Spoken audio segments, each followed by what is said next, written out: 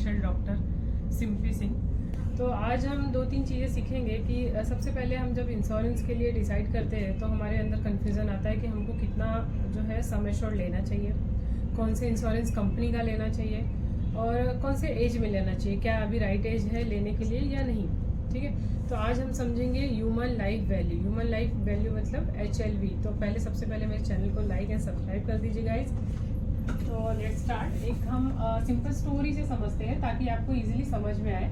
HLV stand for human life value. अभी देखिए एक सिंपल स्टोरी मैं आपको बताती हूँ। ये मिस्टर सौरव है, इनकी एज है 30 ईयर्स।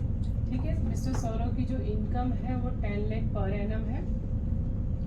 अभी देखिए, अभी ये है मिस्टर सौरव की लाइफ लाइन।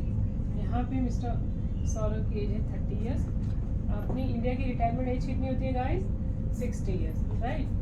तभी ये यहाँ पे आते हैं हम कैलकुलेशन। 60 ईयर हमारी क्या है? रिटायरमेंट एज है। सौरव की एज है 30 ईयर्स। 60 minus 30 is 30। अगर सौरव अभी जो है अर्निंग करते हैं आगे के 30 ईयर्स तो वो कितना अर्निंग कर पाएंगे? 3 CR का। 30 इंटू 10 लाख। उनकी जो इनकम है वो 10 लाख है, दैट मीन्स वो 3 CR का अर्निंग कर सकते हैं। तो यहाँ पे उनका जो अर्निंग पोटेंशियल है वो 3 CR का है। अगर कांस्टेंट इनकम है तो ये हम कांस्टेंट ही कंसिडर कर रहे हैं। ठीक है, अभी 2 चीज़ें हो सकती है। सौरव की क्या प्रॉफिट एंड क्या लॉस हुआ। ये I स्टैंड फॉर इंश्योरेंस। अभी सौरव ने क्या किया है? अगर सौरव ने अपनी खुद की प्लानिंग की होगी ह्यूमन लाइफ वैल्यू और प्लानिंग नहीं की है, अभी यहाँ पे क्या होता है? आफ्टर 5 ईयर्स मतलब 35 की एज में due to any incidence Saurav की डेथ हो जाती है। ठीक है, तो यहाँ पे क्या होता है? सौरव की जो है अर्निंग स्टॉप हो जाती है। अब उनके घर में कोई भी इनकम नहीं आ रही है।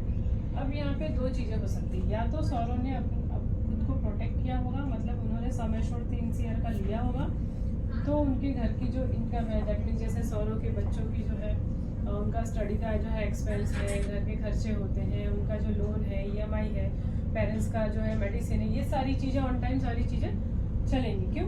क्योंकि ये पैसे को वो FD रख के भी कर सकते हैं या एनी मतलब पैसे तो आए उनके हाथ में, वो कुछ भी इसके अकॉर्डिंग वो अपना प्लानिंग सारी कर सकते हैं। अब दूसरी चीज़ है, सौरव ने कुछ भी नहीं किया है।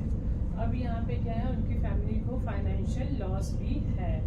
मतलब अब रातों रात उनको एक चीज़ डिसाइड करनी होगी कि भाई अब आगे का जो एक्सपेंस है वो कैसे करें, बच्चों का फीस कैसे भरे, घर की EMI कैसे भरेगा, क्या एक्सपेंस कैसे चले। तो ये 2 चीज़ें दोनों ही है उनके पास ऑप्शन। तो अभी यहाँ पे क्या है? सौरव ने अगर स्मार्ट डिसीजन लिया होगा तो टाइमली जो है अपनी फाइनेंशियल प्लानिंग कर ली होगी।